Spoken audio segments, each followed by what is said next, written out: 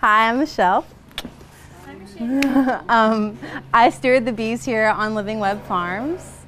It's one of my highest joys, and the bees have been very patient with me, and I've learned a lot from them in the past few years. So I'm really excited to share with you what I know. It's a lot to cover in a short amount of time, so I'm just going to really touch on the subjects that are important for you to do your own research or seek out more understanding on. So before we get started, is there anyone here that already has bees or has tended bees in the past? No? What about, who has bees on order for this year? Anybody yet has bees on order for this year? Waiting list, great. So there are still bees available, and I'll tell you that when we come to it, what bees are available and where they are. But they'll need to be acquired quickly. So you can make that decision within the next week or two. I want to start off with an old beekeeper cliche that's commonly used in the beekeeping world, and that is that if you ask 5 beekeepers the same question, you'll get 6 different answers. So on that note, we all view the world of Apis mellifera through a different lens and have our own approaches. And no approach is bad as long as we're all stewarding the bees in a way that they can thrive and that contributes to their health and their numbers. So also, the bees don't read the same books we do. And so expect the unexpected. There is certainly a great mystery surrounding the honeybee, and I think that that's one of the reasons we are so intrigued and continue coming back to bringing them to our land, even though it can be tough sometimes. So bees are considered by science, they're classified as a superorganism. So it's in a typical hive, you're going to have 50 to 80,000 bees in just that one hive that makes up the entire organism that is the hive. They have a very complex network of communication. They use a group thought. It's beyond our understanding in a lot of ways how they communicate with each other, but they certainly do, and they're highly organized. They give 100% of their energy all the time to the well-being of the hive. And we strive in our human relationships for just 50-50, meet me halfway. And we seem pretty satisfied with that, but it makes me wonder sometimes if we all did a little extra to make the world a better place, what could happen, because the bees really are amazing producers and creators, very abundant. So let's see, they utilize the elements of water, flower, tree, and mineral, and they bring all of that into the hive. And Paul Stamets is a famous mycologist, and he just did some research and found that honeybees are also foraging on mycelium. And he thinks that it's for the antiviral qualities to help them with the different viruses and diseases that they're faced with. So fungi too. So it's the ultimate unified experience with the honeybee, and you certainly feel that when you open up the hive. Let's see, so there you'll find 3 types of bees when you open up the hive.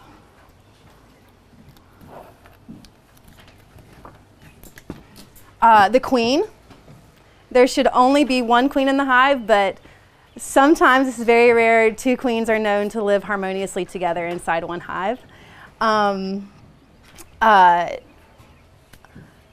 When the reigning queen goes and lays an egg into a cell, the maidens or worker bees decide that they want to make that egg into a new queen, and that they're going to overthrow their old queen, or she's going to leave for some reason for swarming, and they'll start feeding that egg royal jelly immediately.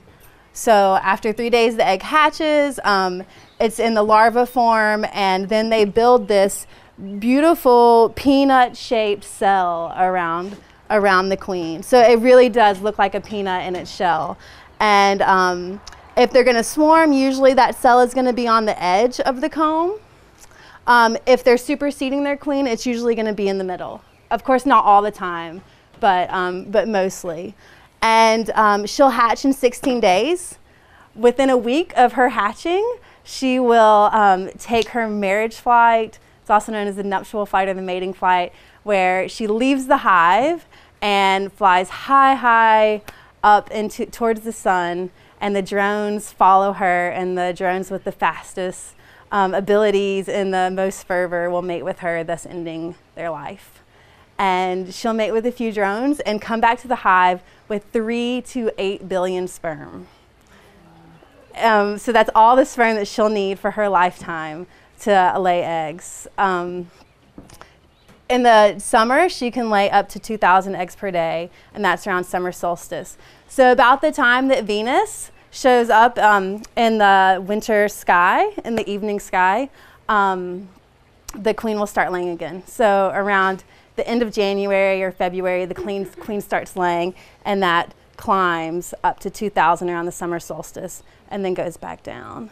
So it's important to know your queen's life cycle, to see her brood patterns, and to understand, you know, when she stops laying, you still have a queen in there. Even though there's not a lot of brood, it's just getting close to the end of the season for her. And that's in the fall. If you don't see any brood or eggs or larvae in your hive in the middle of summer, you know that there's a problem. So when she lays an egg, she walks up to a cell and she'll put her head in it and spin it around, measuring how big the cell is, and she knows whether or not to lay a fertilized egg, which will become a maiden or a worker, or a drone, an unfertilized egg. And drone cells are bigger because drones, you can see they're rounder and they're bigger. So the worker cells, there are more workers than any other bee in the hive. I like to refer to them as maidens. It seems a little more gentle. They do work hard though. They are fed bee bread during their larva stage instead of royal jelly. Bee bread is like, it's kind of fermented pollen. And it's stored in the comb. That's bee bread right there. So it's pollen that's collected, it's chewed up, they add their own minerals to it, and then it ferments in these cells, which expands the nutrients for them. So each larva is fed 1,300 times a day for 6 days by the nurse bees. And then at 21 days, they hatch out. They immediately begin feeding older larvae. Then they go to nursing the young. After a few days doing that, they'll start building comb and moving, fermenting bee bread, moving honey stores around the hive. And then they begin guarding the entrance. And so they become guard bees for a little while. And then they are able to forage for the last 4 weeks of their life. Before they go out on their foraging jobs, they all leave the hive together and do these orientation flights. And you'll see this almost every day. At a certain point in the day, a lot of bees will emerge from the hive and they'll fly around in circles, and what they're doing is putting out their homing signals and understanding their environment, where they live, where their hive is located. They're just, getting all of this information and downloading it into their inner GPS that the bees have, and then they go back in and are able to forage. The maidens will live anywhere from 3 to 5 weeks in the summer, and then in the winter they live for a few months because the queen's not laying brood, so they just cluster up together and hold the heat through the winter until the queen starts laying again. The drones are a lot bigger, and so their time in the cell is longer. And you can see right here maybe a little bit, the drone cell's kind of what they call a bullet shape. it kind of protrudes. So you can tell what's a worker cell and what's a drone cell. And that's important. You always want to have more worker brood than drone brood. Drone brood gets a bad rap because mites are a problem for the bees, and they really love to munch down on that drone brood. And so having too much drone brood can increase your mite load, but drones have their very special place too. They don't just eat all the honey and mate with the queen. They have their own mysterious dealings where they go to these drone congregations, and nobody really knows where they are, but drones from different hives will gather together at these special places, and then when they leave, they go to any hive they want.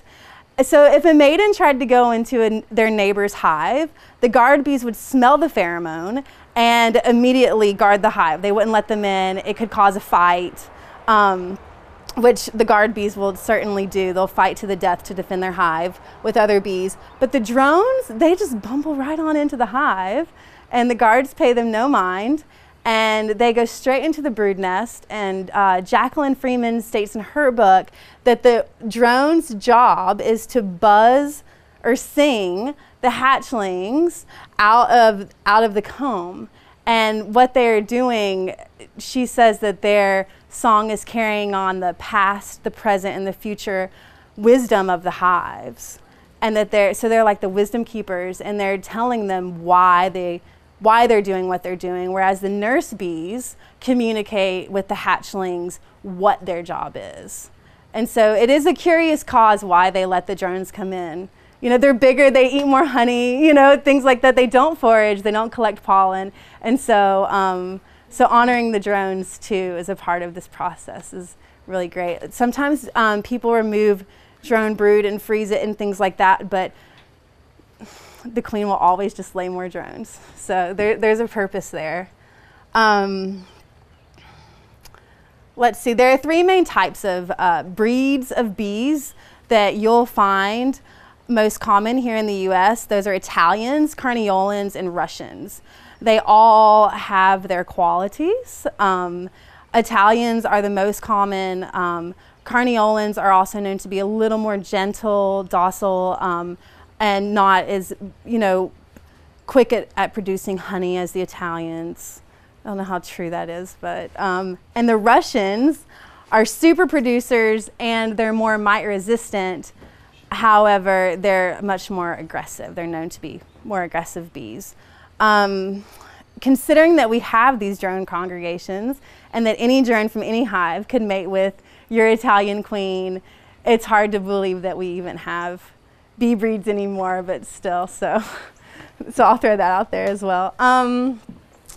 Let's see, so where do you get bees and how do they come? The most common way people acquire bees now is through a nucleus hive. It's called a nuc, N-U-C, and that's short for nucleus. It's this size hive. It comes with these Langstreth style frames, like this, except they're deep.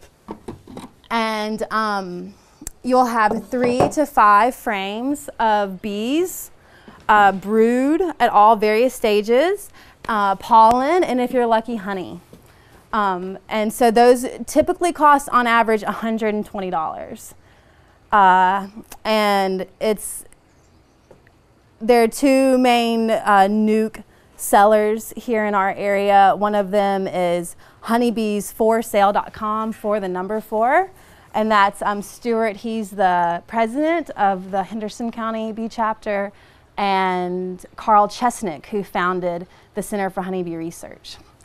So you have to order in like January, February if you want bees from them. And they're coming in right now. The other person to get nukes from is John Christie at Wild Mountain Bees. Wild Mountain Bees is located on North Merriman. They're open Wednesday through Saturday, and they still have nukes for sale. So if you prepay in the next week or so, you can still keep bees this season. There are other people, I'm sure, that are selling nukes that are just smaller. If you know a friend or word of mouth. Even Craigslist, sometimes you can find somebody that is moving and they can't take their hives with them. It's just important to get your bees from a trusted source. The second way to get bees is through a package. A package is 3 or 5 pounds of bees in a screened in box. And that's it. It's just piles of bees. And it's around 10 to 15,000 bees in a box, and that's it. They have a can of sugar syrup in there and a queen that's in a cage, and she has a little sugar plug.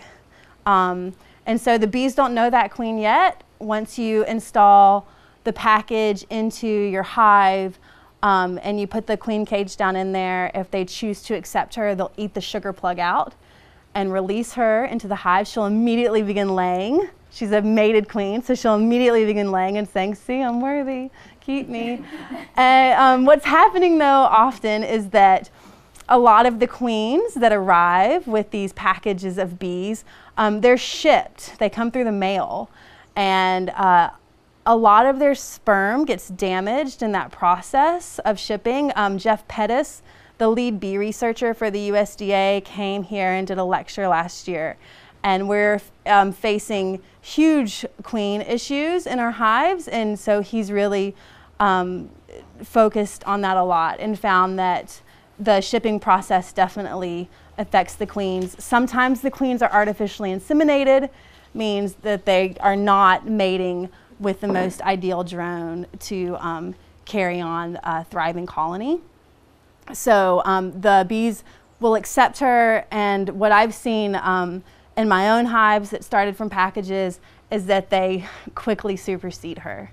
So, and that's the best kind of queen you can have, is a queen that was raised in your hive that's never been moved, or you know, taken a swarm cell or a supersedure cell with bees and put it in your hive and just let her hatch there, mate out of that hive, and the bees, you know, there's not going to be any issues with accepting or superseding at that point. So, so those are packages, and then you could always catch a swarm, and that's really fun. It's an adrenaline rush, and it's one of the many wonders of nature, and I highly recommend it. So a swarm is the natural means of reproduction for a hive. They get so big, and they feel like, you know, we have enough going on here. The queen makes the decision to wander off into the great unknown, to find a new place to live. And so she'll take anywhere from 10 to 20, even 30,000 bees with her. And they spiral up out of the hive and then find a place, usually very close by the hive, on a branch or even a trunk, or we had one swarm on a raspberry bush last year and it just fell right to the ground. I've seen them on, you know, pictures on cars, roofs, all kinds of places. So they'll end up there, but only for a short while. They all cluster in some beautiful shape, and the queen is in the very center, and they're very docile at that point because they've filled their bellies up with honey and for their journey, and so they're not likely to sting. And they send some scout bees out, and those scout bees find a permanent home for them. And that could take 30 minutes or it could take 3 days. So you never know how long that beautiful swarm is going to be there. So it's important to get them as soon as possible if you see them. Less than 6% of feral hives are surviving. And that number it's 10 or 15 years old.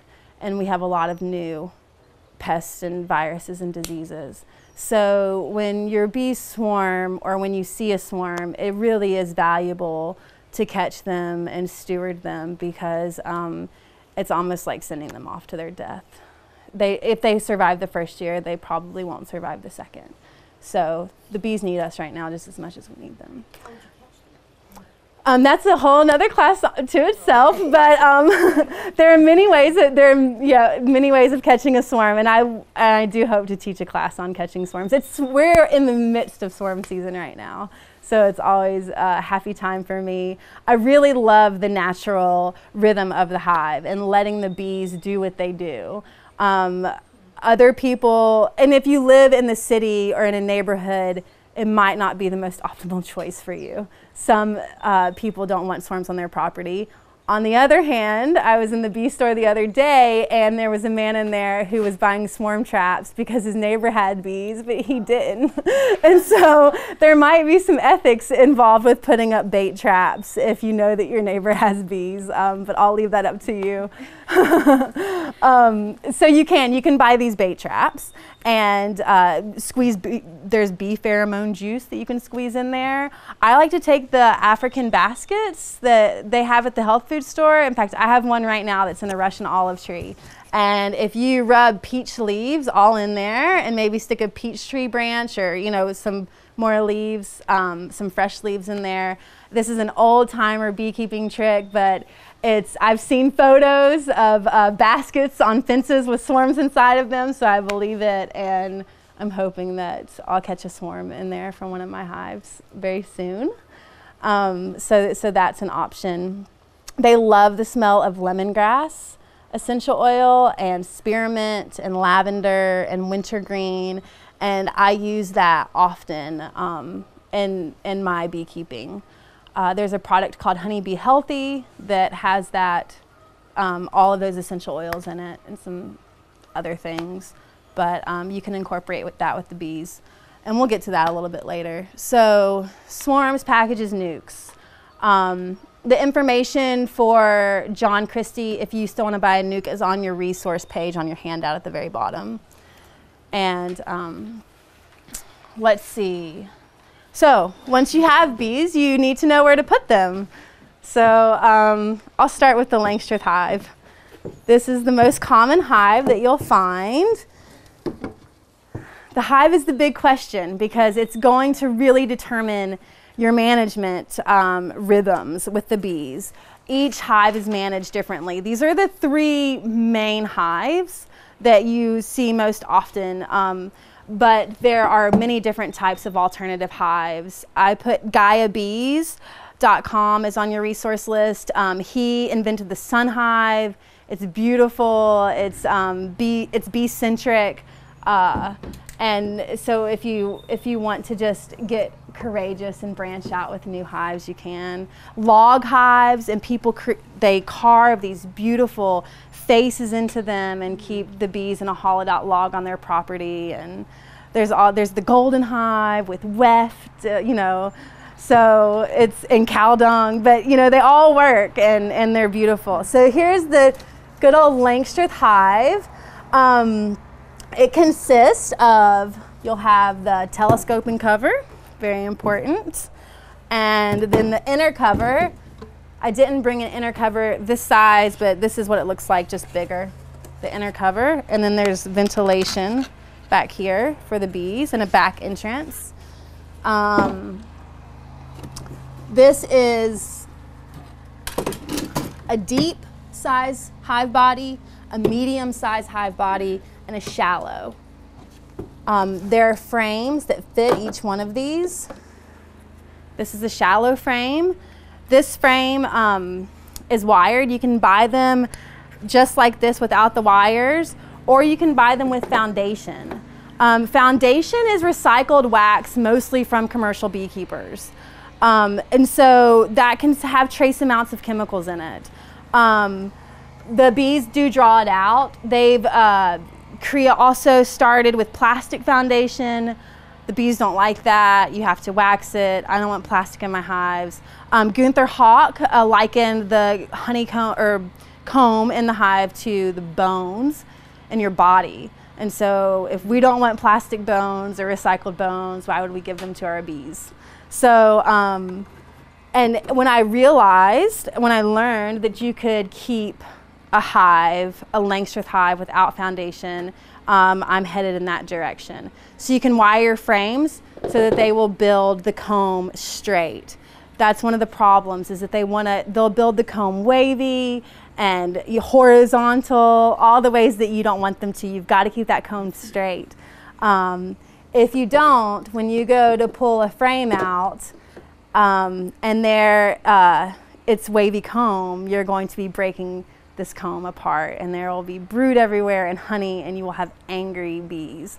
So Also to prevent queen cells, supersedure cells. You always want to remove the very last comb. So you'll pull that out first, and then you can scoot them over. Give them a little space before you want to scoot these. Can y'all see this? You want to scoot these over a little bit before you pull it out.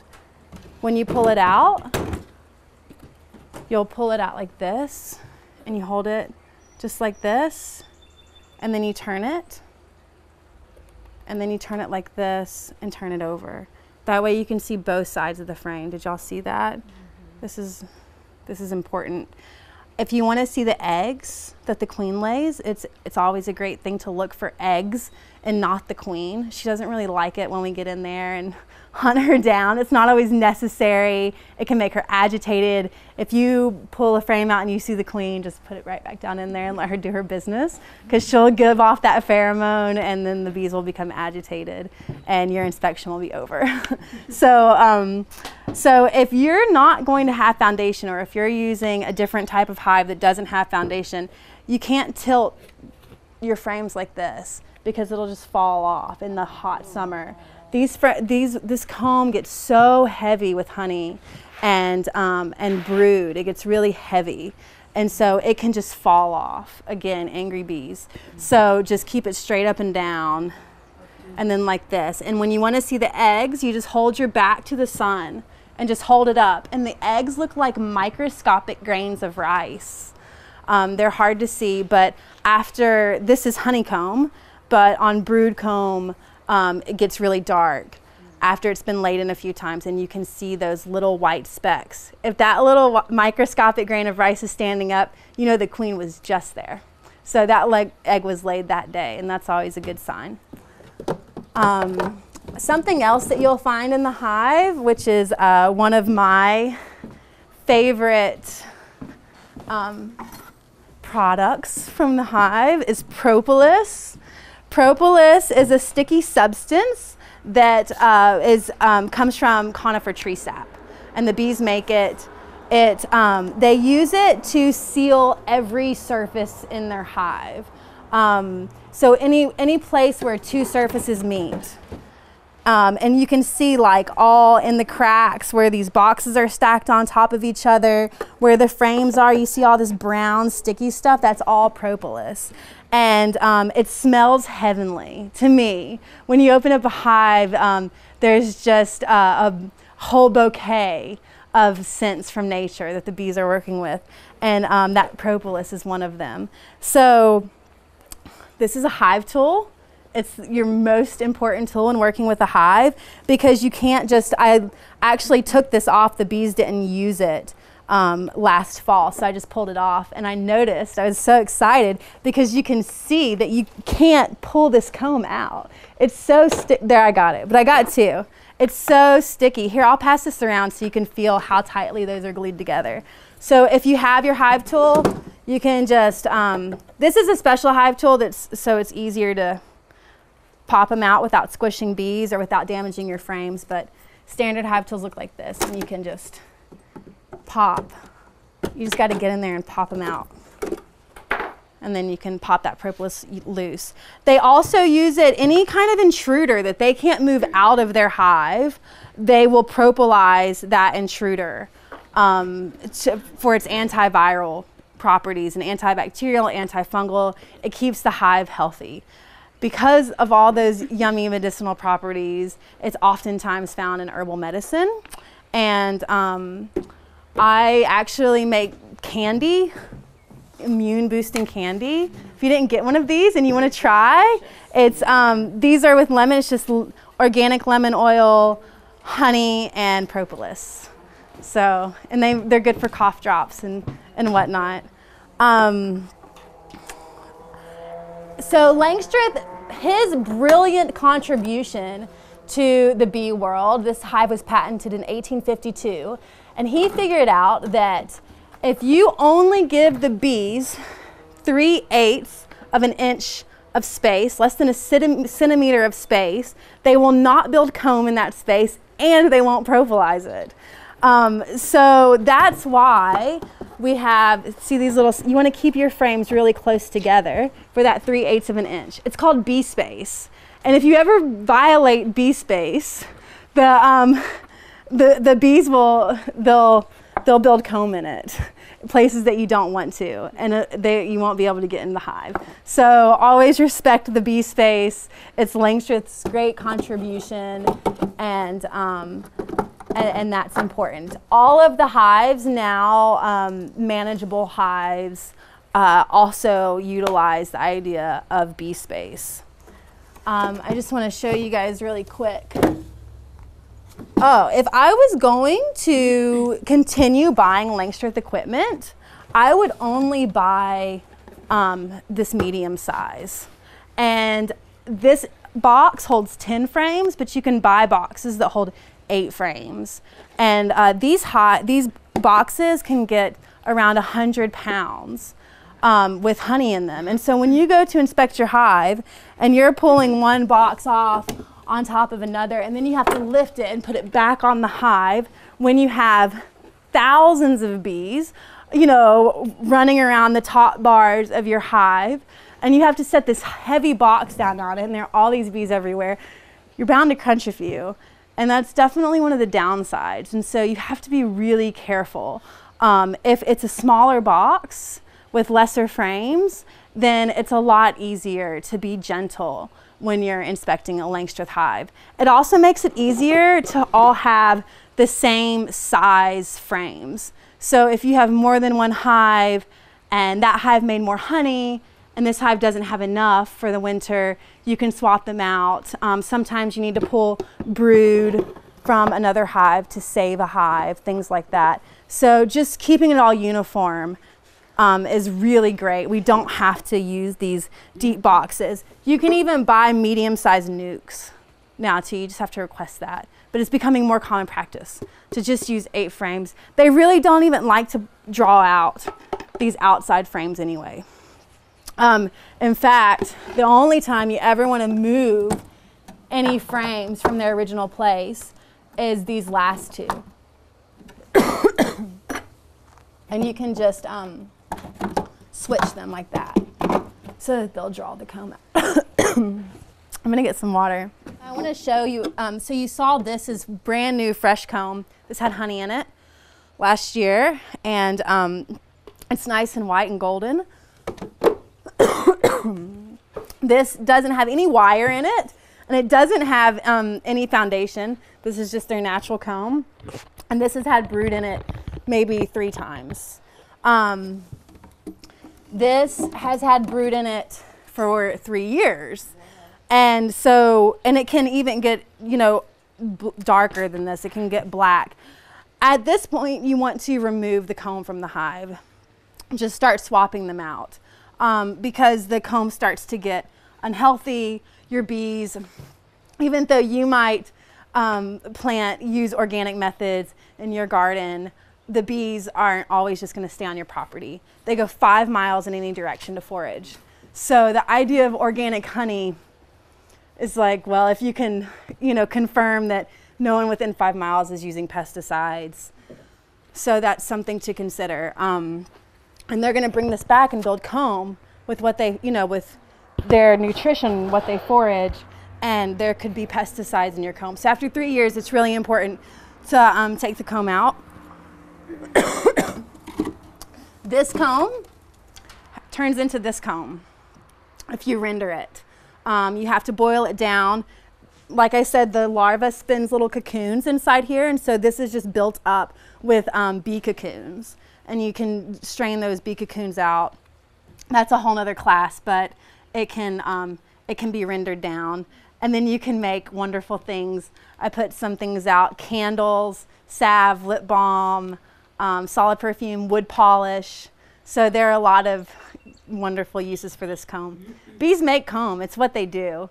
And it's good for them to exercise that. And so if we keep giving them, you know, drawn comb over and over again, then it's not, you know, it's not good for them.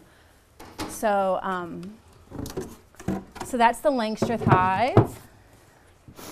Oh, this is,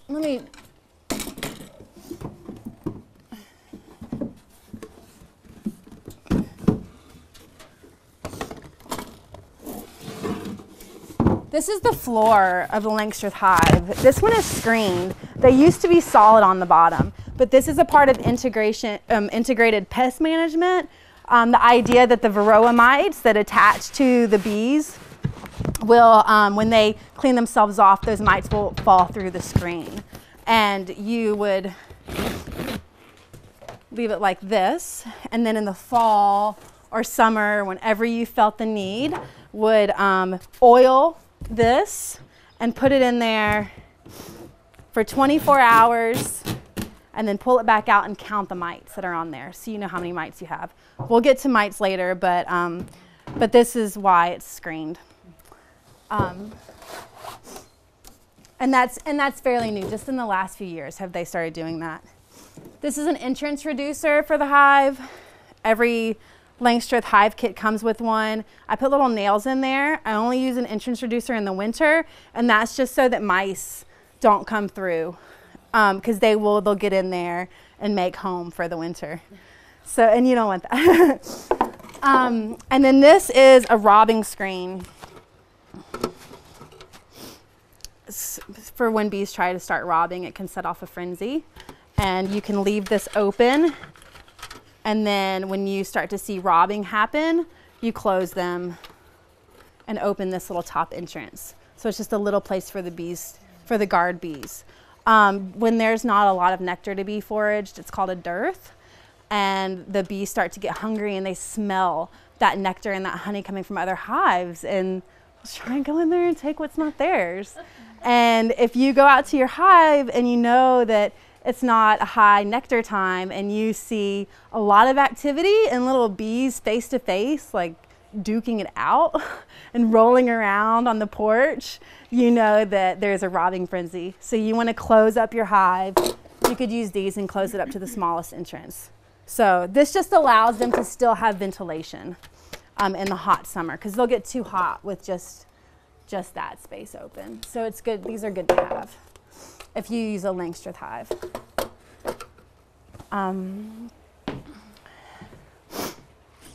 Any questions about the Langstroth hive? No? Okay. Do you always paint your hive? Yeah, that's a great question, actually. So I was taught to paint my hives when I went to bee school, and I am learning that it's really not necessary. If you want to paint your hive, you can. I mean, it does add to the protection. It's just pine boxes, unless you want to spend more money for the other boxes. But you just don't want to paint on the edges here. If you do paint, don't paint on the edges, you know, or inside the hive, because that's going to cause a problem when you go to get in the hive. It's going to be really sticky in that hot summer sun. I am transitioning to using tung oil on my hives. It protects the wood, but still allows it to breathe. And then you can get that natural wooden glow too. Is Langstroth just a brand or a design? Or? Langstroth is, he was born and he was a reverend. Born in, all these hives were invented by monks and reverends, by the way. That's very interesting. But he was born, it was patented in 1952 in Philadelphia. That's where he was born.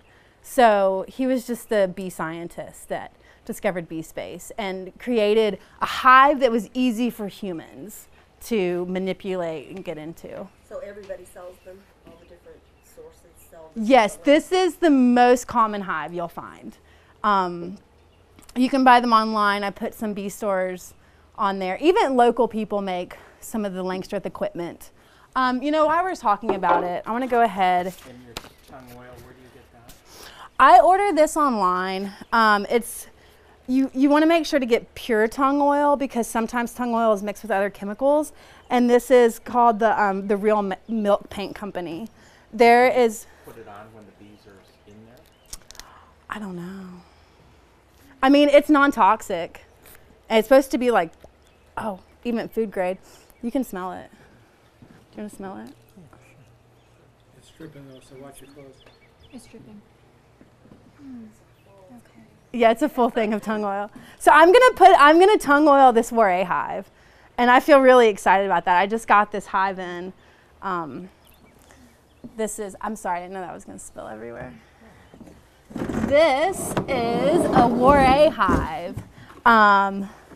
Amelia Waré was a French abbot, and he invented this hive in the early 1900s. He calls it the people's hive, but we call it the Waré hive.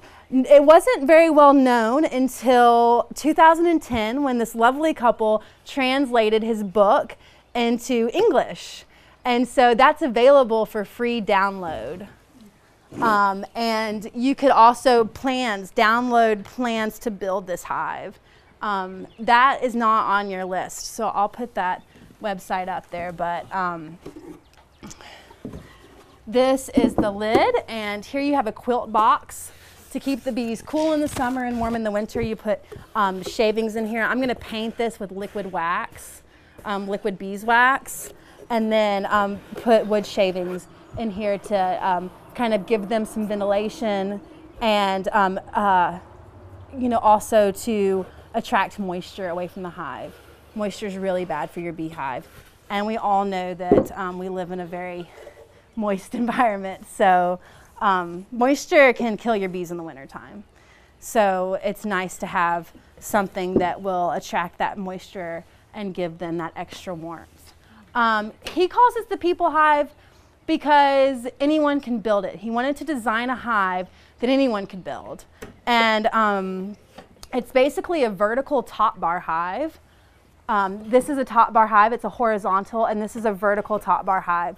So I just ordered this. I just got it in the mail. I haven't used it yet. I'm really excited. But these are the bars. They're really small. Just like I was saying with the 10 frame equipment, this is smaller. It's going to be easier to manage. And it's more like a log, a hollow log where the bees naturally build their comb. And in this hive, they build their comb downwards. And so on that box, you would add a super to the top. On this box, you will add a super to the bottom. It requires less intervention. And you can, this maker, I have his information over there, but he incorporated these nice windows so you could actually watch them building the comb. And they build a natural comb all the way down to the bottom. And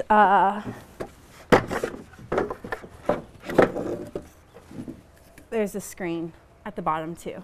So still using that integrated pest management, still using the bee space.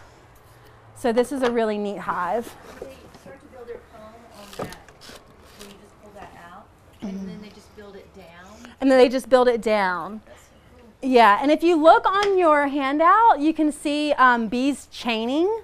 They're bees connected to each other, and they are measuring how long to build their comb. Wow. They're measuring that distance. Bees also chain for other reasons, like to help each other crawl into a swarm box when you're baiting a swarm. But they'll create these little bee bridges for, that they can help each other along. How do you put the wax lining to get them to? So some people do this and some people don't. Some people say it's good and other people say it doesn't matter. But I will, with in the top bar, I just took some of my wax balls, like a wax block, and rubbed it. You can also paint liquid wax. Dipping it into liquid wax might be a little overboard because they're gonna, you don't want them to build it too big. So one of my teachers taught me this lovely trick about natural comb and top bars. The woman that invented this hive, actually. And that is that if you face your hive where the bars are exactly north to south, like with a compass, measure it out, exactly north to south, then they'll never cross comb it. They'll never build it horizontally across the bars. They'll always build it right there on that axis. So that's interesting. We'll see.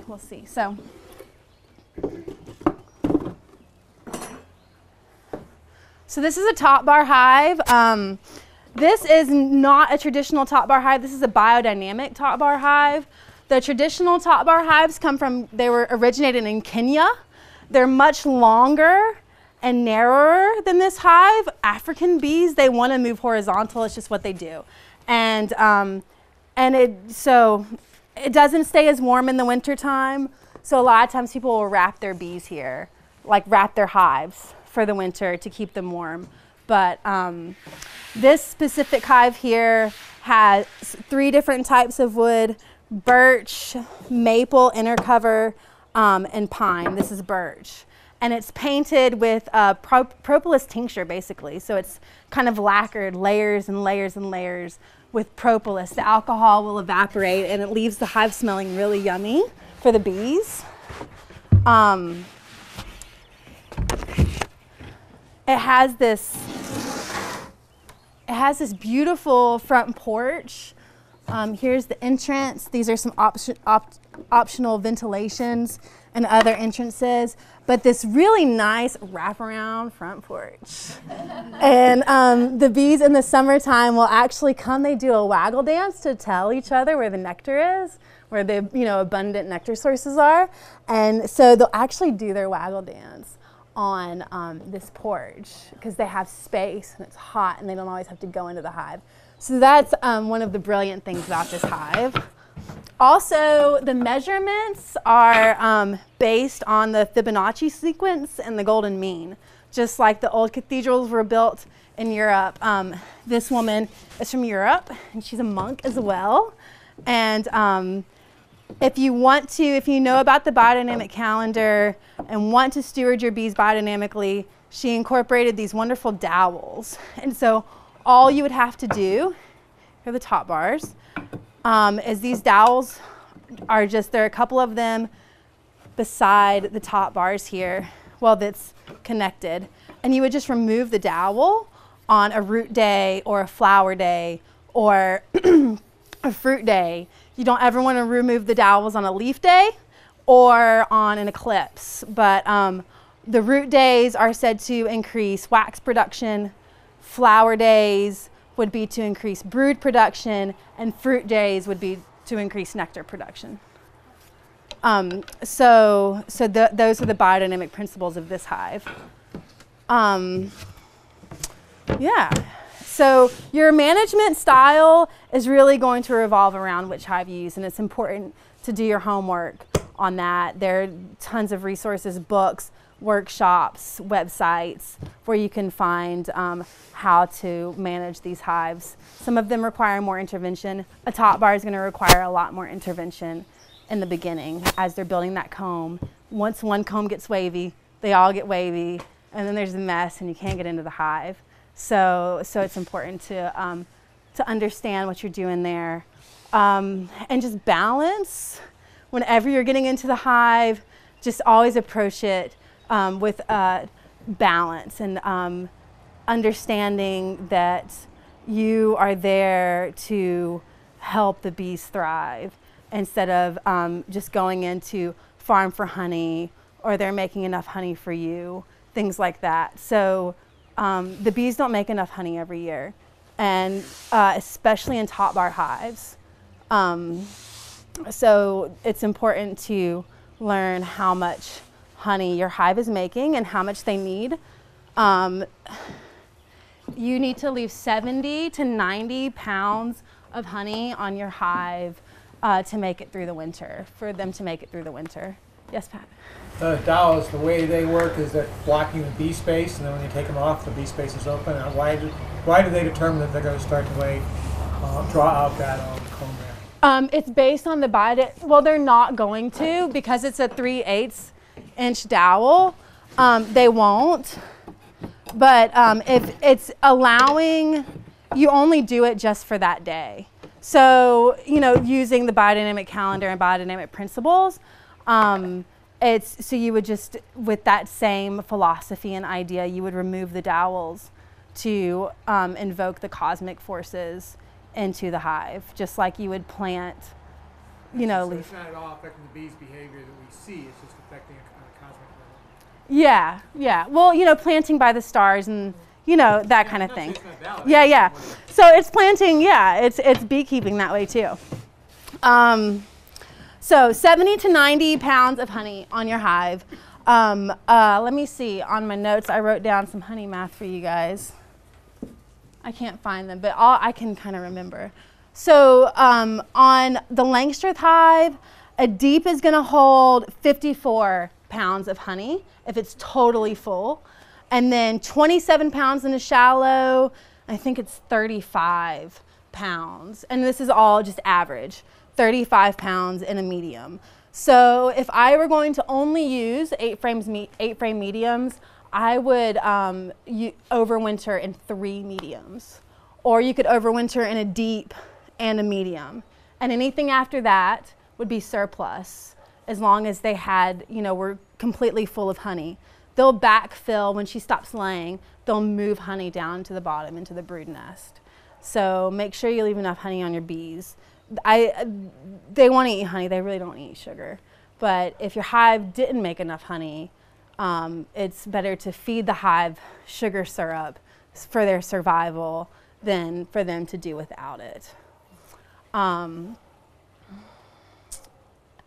There is a big difference between bee having and beekeeping.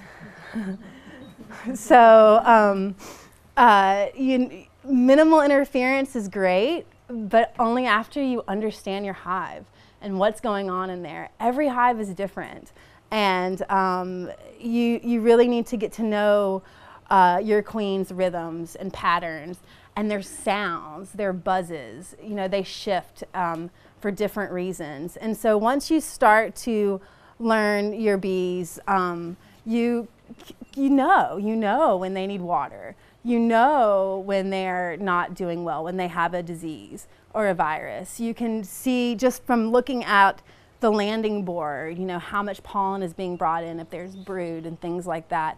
So it's just really important to get to know your hive, and then once you get to know them, you can have a more hands-off relationship with them. The main honey flows every year, your bees are going to get the most food, and this is the time when they can pack some honey away for their winter, and that is the tulip poplar blossoming weeks, and we're coming up on that. So tulip poplar and black locust are going to give your bees the most honey in the late spring, and then when the sourwood blooms, you can get, they really have an abundance of nectar to forage then. And with sourwood will come sumac. They really love the sumac, and they really love the mimosa. We have a lot of mimosas around here. And then in the fall, we'll get a little bit of a bumper flow, and that is the goldenrod and aster. And it's important to just let them have that. Goldenrod and aster honey crystallizes very quickly, so it's not ideal for eating anyway. But and they just get a little bit from that. In between those times is a dearth. There's not a lot for them, and so it's important to plant as many flowers as possible. I put just a brief little list on your handout. Xerces Society, I put that website on there. They have a comprehensive list of nectar plants for the pollinators.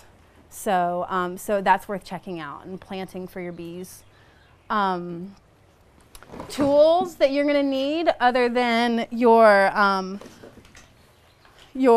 hive body equipment and your hive tool. A veil is really important because even when you think that you know your hives and you've become this, you've gotten in touch with your inner bee whisperer, and that's the day that you open your hive and they, sting your lips and your face. And so I've seen it happen, you guys. So just wear a veil.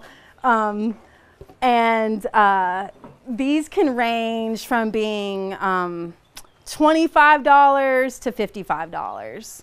So this one is a more high-end one because you can see all around it. Smoker. Smoke is optional. This is a smoker. They range to be from $25 to $45. I think that smokers are very beneficial in the bee yard if you just use them sparingly. if you go in and you billow out your hive and you make them think that it's on fire and then they eat all their honey, it's very disruptive.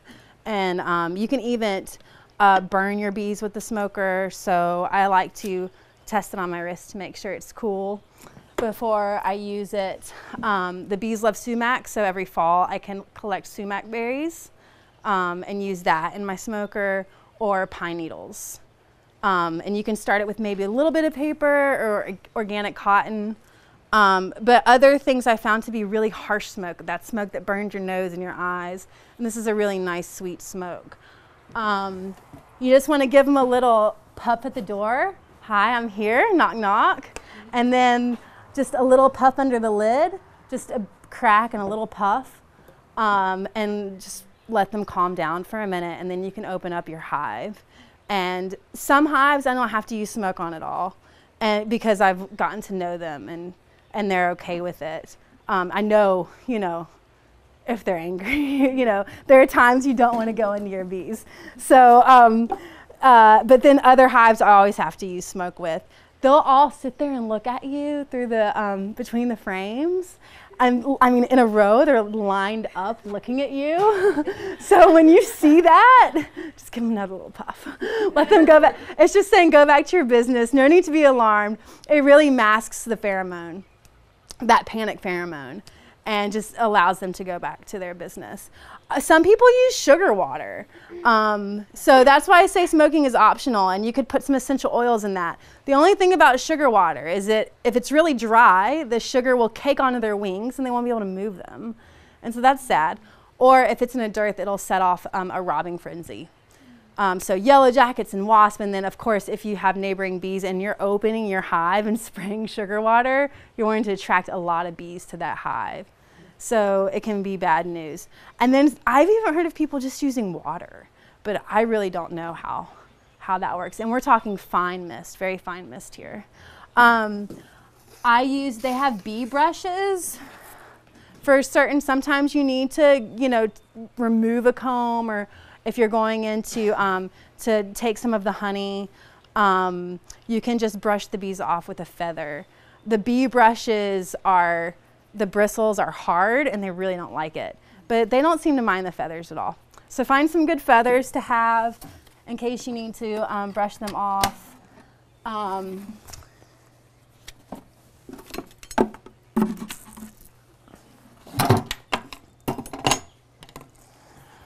These are bee gloves that they sell at the bee store. The only use that I've found for these is pulling up poison ivy vines. I don't know how anyone could use these in their hive.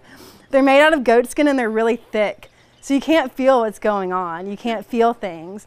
So if you want to use gloves, you can just get like rubber dish gloves from the grocery store, and those work.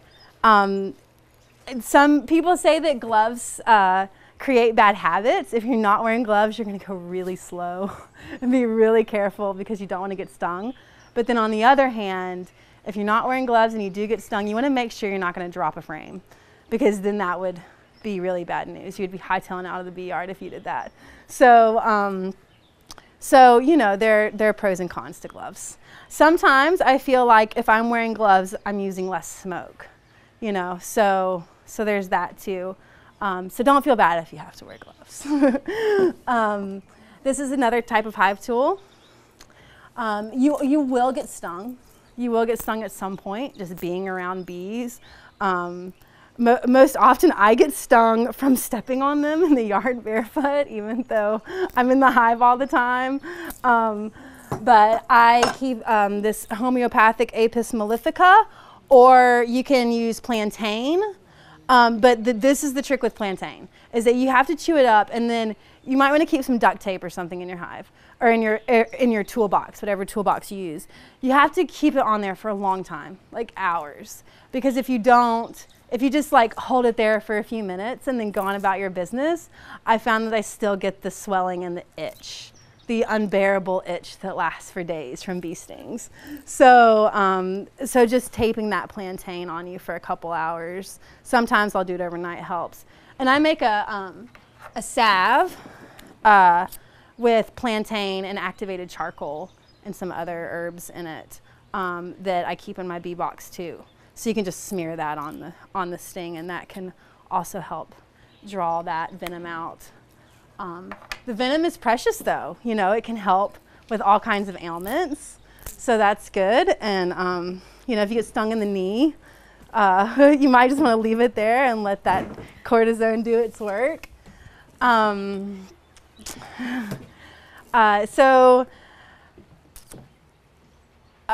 just want to touch on the viruses and pests and diseases really quickly because they're important to know and to be able to recognize in your hive. It's not easy to keep bees alive right these days. And so you really want to know what you're seeing when you're seeing it. If you are purchasing bees or even catching a swarm, you're also purchasing the Varroa destructor mite. And it is one of the #1 reasons, or if not the #1 reasons, our bees are dying. Colony collapse is big too, but that falls second under the Varroa mite. When larva spins its cocoon, right before the cell is capped, the Varroa mite will crawl into that cell, and it will feed, it sucks the hemolymph off of the larva and then makes anywhere from 3 to 5 babies. So when that bee hatches out, you have 3 to 5 Varroa mite that hatch out. So they grow exponentially. When the queen's laying starts waning, the Varroas just keeps going.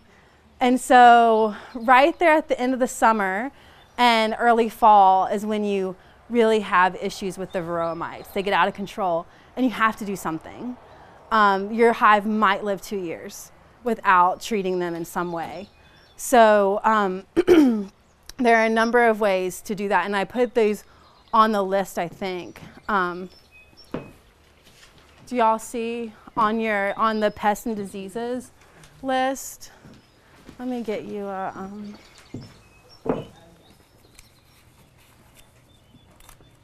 yeah, they're on here. Okay, so powdered sugar, you can dust with powdered sugar. You have to do that every week for it to work. If you don't do it every week, it doesn't keep them at bay, and it just keeps the mites at bay. If you dust them with powdered sugar, they'll clean each other off, thus cleaning the mites off. So that's one way of doing it, but then you're having to really get in your hive. Formic acid and oxalic acid are approved for biodynamic agriculture, and I use the formic acid in my hive. Formic acid is actually in a bee's venom. It's in stinging nettles. It's in red ants. So it's a natural substance. Oxalic acid obviously is in a lot of the food we eat, spinach, you know, beets, things like that. Oxalic acid is more difficult to apply. You have to fumigate with a tool. So I haven't bought that tool yet. But the formic acid, you can just get them in these little strips and put them in the hive. And they work really well. You do have, you know, about 50 bees a day for 3 days that die. But when you're looking at saving 80,000 bees, it's worth it in the end. And that's a quick treatment, 7 days. The chemical treatments out there that the conventional beekeepers use have actually created super mites that have become resistant. So that's kind of an issue. Even the conventional guys are moving towards natural treatments. Thymol, the essential oils, again, it requires a lot of intervention over the course of 30 days. The temperature has to be just right or it'll kill your bees because it's not just like aromatherapy. You're fumigating the hive with an essential oil product. So it can work. If you're gonna take any honey off of the hive, you have to get that honey off before you can do it because the essential oils will penetrate into the honey and make it savory. So let's see, what else? Breaking the brood cycle. That's something that I like to do.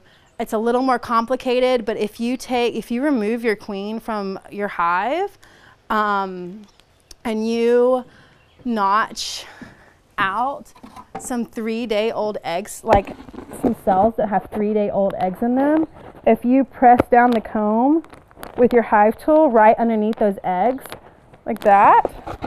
You'd use your hive tool, then they will build, if you remove the queen, they'll build a nice queen cell right there over her. And it's not the kind of queen cell that kind of like goes out like a supersedure or emergency queen. It's a nice queen cell that's attached. So that queen is getting all the royal jelly that she needs. She's getting access to all that royal jelly. It's making a strong queen. And you can make like a 2-frame nuke out of the queen that you remove. So you can have, increase your hives that way. Nukes overwinter really well. And if you do that around the solstice, it works. So when there's no brood in the hive for 30 days, if you take the queen out, if there's no brood in the hive, there's no food for the mites. So, and there's information about that online too. Videos you can watch. You do the formic acid thing for a week. How long does that last before you have to worry about it again? Till the next season. Just treating once a season is really all you need to do. So that's good. And this is where it comes to beehaving and beekeeping. It's really important to get in there and not be scared and understand that there are interventions that need to take place. When you only have 3 hives and you want to see if they can build resistance, you're going to go through a lot. You're going to spend a lot of money on bees before you have resistant mites. Someone did the math one time, and it was like in the year 2060 we could have mite-resistant bees. The mites came over here. The Varroa destructor is actual Latin term, and they came over here from Asia in the 90s. So this is new for us. The small hive beetle also came over in the 90s. There's a picture of that on your handout. They will decimate a hive as well. We're a little blessed because we live at higher elevations. The small hive beetle counts are pretty low. If you lift the lid of your hive and you see 10 or more scatter, they don't like sunlight, so they'll scatter, you know that you need to start trapping them. And you can buy traps at the bee store, or you can make one yourself. And there are instructions online how to do that. With wax moths, both the wax moth and the small hive beetle lay eggs that look like long maggots. Small hive beetle maggots are like that. Wax moth maggots are like that. And so they'll tunnel, those maggots or worms or larvae will tunnel through the combs and leave this web behind. They eat the wax in there, and they leave this really thick web. And if your bees aren't strong enough, if the hive doesn't have enough fervor, then they will succumb to both of those. Some people put diatomaceous earth under their hives for the small hive beetle. We sprayed beneficial nematodes under ours to eat the larvae. The small hive beetle, they start in the soil and then move into the hive. Foul brood was the only thing that beekeepers really had to worry about 50, 60 years ago. There's American foul brood and European foul brood. It's a really big deal if you get it. It spreads very quickly. It's like our version of the flu, except it kills the bees. It creates a slimy brood, smelly. It smells really bad. And it's important to contact the bee inspector if you think you might have foul brood. And you have to burn all of your equipment too, because the spores can travel so easily, infecting the bees around you. It's not very common. There's even a new brood. Jeff Pettis, the bee researcher, said they gave it a long name, so he just calls it snot brood. So there's new viruses all the time. So just look for any kind of slimy brood. There's chalk brood, sac brood, and stone brood. Those are fungal diseases. Usually the bees are able to take care of those pretty quickly on their own if they're a healthy hive. Tracheal mites do take hives more often these days. There are mites that live in the trachea of the bees. You can't see them except for under a microscope. So you have to send a bee off. If you don't know what happened to your hive and it died, you have to send a bee and a little piece of comb off to the bee lab, and they'll test it for you for free for those tracheal mites. It's like the silent killer. You just don't even know.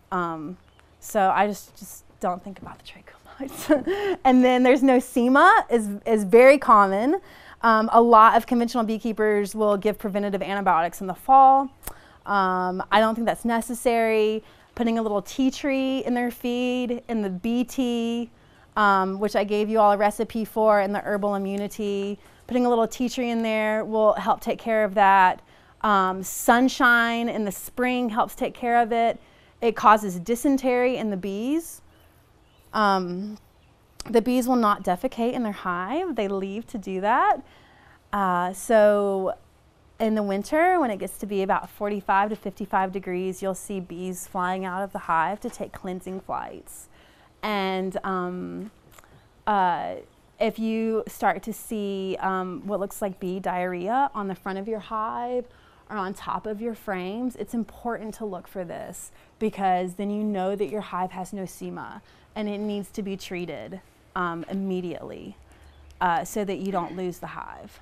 And you can do that with tea tree oil, just putting some tea tree oil and honey and water, or sugar syrup, or whatever you have on hand can help with that. Let's see, bears.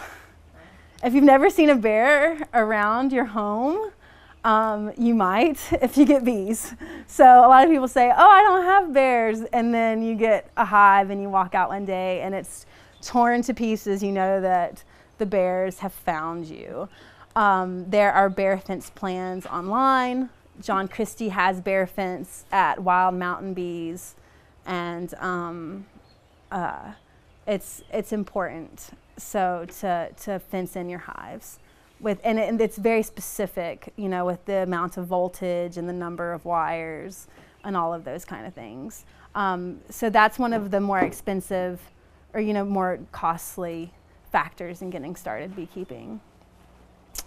Raccoons, you want to keep your hives a couple feet, 18 to 24 inches off the ground, because raccoons will come along at night and they will scratch and beat on the sides of the hives, and the guard bees will fly out and then they'll eat them. And then more guard bees will fly out and then they'll eat them. And then you go out there the next day and the bees just start chasing you without even getting into the hive, because they're on guard all the time after that. It creates an aggressive hive.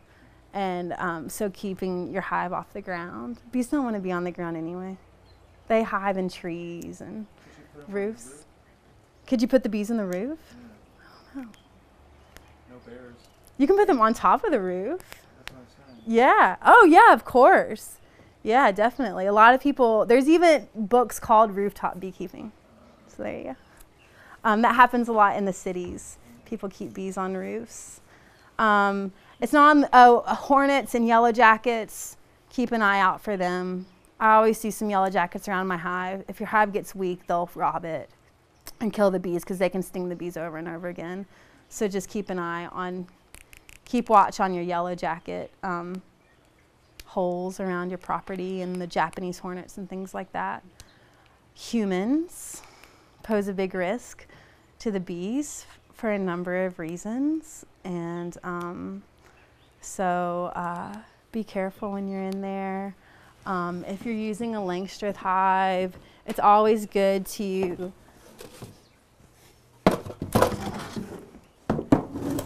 set the telescoping cover on the ground and then set your box on top.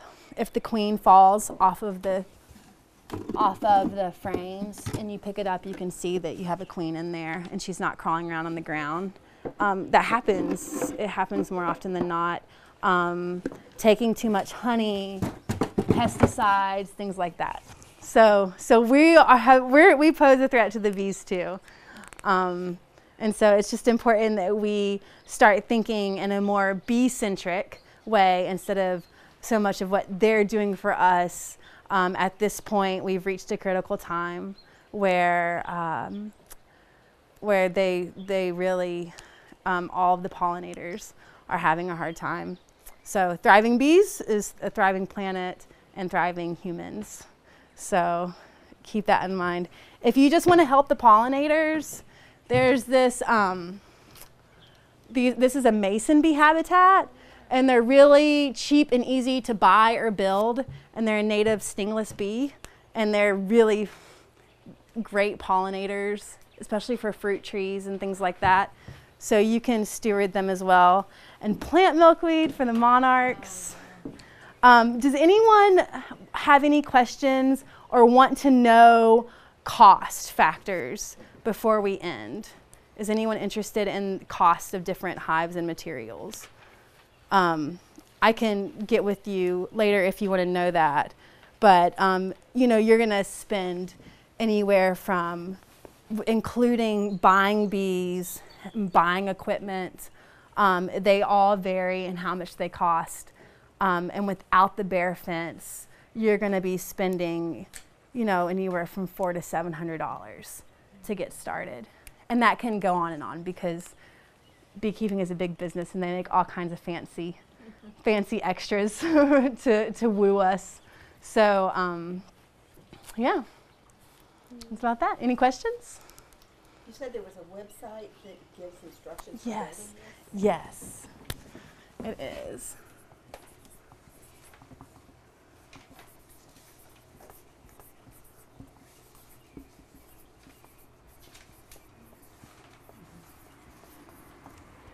If you're interested in the Kenyan traditional top bar hives, there is a custom builder here. He's a lovely young man, and he also does a more professional one-on-one type mentorship for hire. So I put his information on your resource sheet. So you can get the traditional Kenyan top bar hives from him.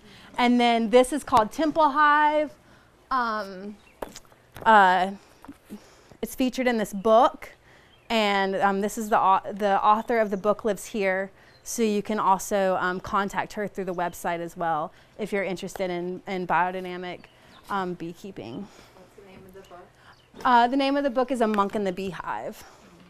And there is some, and this is great. It really shows, you know, about the rhythms, the cycles and rhythms and seasonal aspect of the bees. Song of Increase is my new favorite bee book. It's over there by Jacqueline Freeman. It just came out in December. And I have a few other books that you can look at and a reading list that has some good material information on it. So Paul Stament's talk on how mushrooms can save the honeybee. I put that YouTube on the resource list as well, so check that out. Because Are there more, like where's like more information for like what you were talking about as far as the biodynamic, like how they do it, you know? How to steer. Yeah. Okay, so if you just looked up biodynamic beekeeping on the internet, you'll get a few pages. And you could always talk to Sky too. I'm sure she's happy to talk about. She's going to start teaching classes in Asheville, weekly classes in Asheville, I think in May. So, yeah. Thanks for coming. Thanks for listening to me talk about bees. If you, my email is on Living Web's page on their contact list. I love to talk about bees. Again, this is just brushing the surface. So if you have questions, I'm happy to answer them at any time. Yeah. Mm-hmm. We can make a date and announce it for you to be on the radio show if you've been calling us. Yeah, I want to do that. What's the radio station? It's on the homepage. It's on the homepage, the internet station. Right there at the end, you said plant milkweed. Say a little bit more. Oh, yes. So the monarch, our North American monarch species is dying in grave numbers, and a lot of it is lack of food source. So planting milkweed, common milkweed, is most ideal because that's how they raise their eggs and the larvae. So planting that will help to save the monarchs. They'll have food to eat. And as they go, they're a migratory species. So as they move through their pattern every season, their food source has been disappearing because we mow, and all of the glyphosate, the Roundup, is killing these peripheral nectaries on the edge of monocropped fields. So. And monarchrescue.org is a great website to go to. There's a lot of local initiatives to plant milkweed pollinator gardens. Yeah. I think I have the best thing for a bee sting. It is plantain chewed up with tobacco inside of, you know, when you cut an onion in half, it makes that bowl. You just get those sizes of, like, you know, the amount of plantain and tobacco you have to fill that cup, and then put it on the sting with the cup holding it on, and then with a rubber band. No duct tape. And it works. The onion reduces the swelling, I think. Yeah, the sting. Next day. Yeah, the sting will go away quickly, but it's that next day. It's the itch and the swelling And I that found comes. that if instead of putting one batch of plantain on, I keep chewing and putting fresh on, Oh, everything gone in 15 to 20 minutes. Yeah. Nothing but a red dot, no itching, no swelling, done. really? I have to pay attention. I have to, Okay, yeah. you know, I keep, That's as what fast I as I can chew, I'm replacing it. So Yeah. it's always new, Yeah. it's the most Oh, dry. yeah.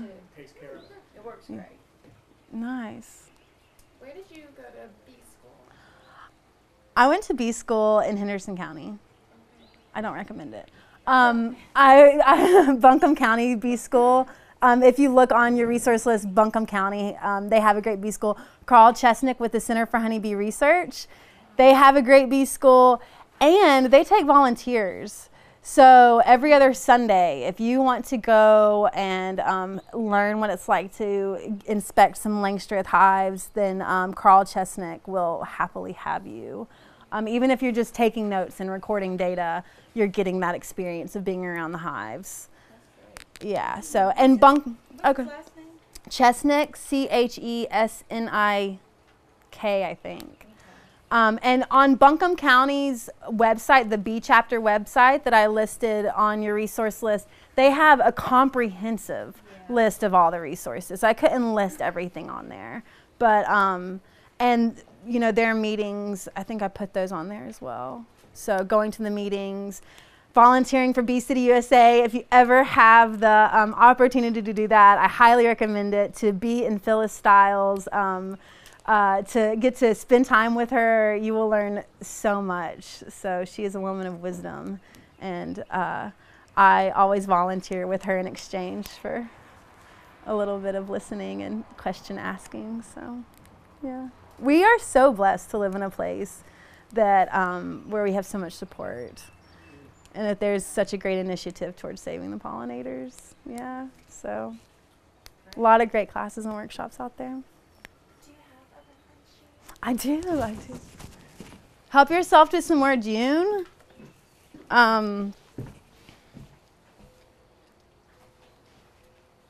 Tea over here, and if you want more propolis drops, you can take some with you and put them in your pocket.